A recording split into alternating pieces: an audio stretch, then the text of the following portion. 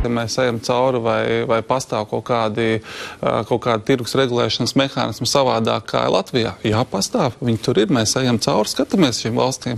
Nu, ir pastāv, tas ir fakts. Gan Čehijā, Polijā, visur ir kaut kādi mehānismi, kādā veidā viņi iejaucās tirgus cenu regulēšanā.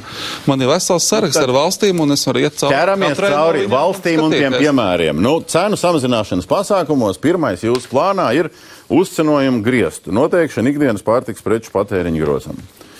Kādam grozam, kādus griestus?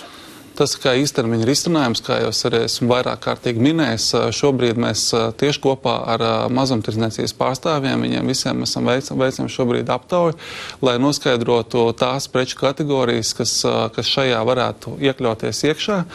Paņemam pa piemēru. Nu, olas ir, patēriņa groza.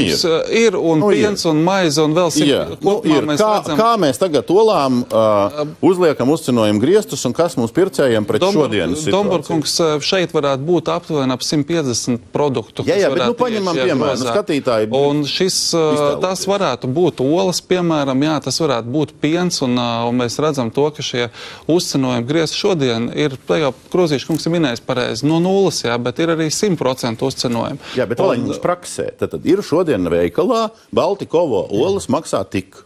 Nu, vai vienā tik, otrā.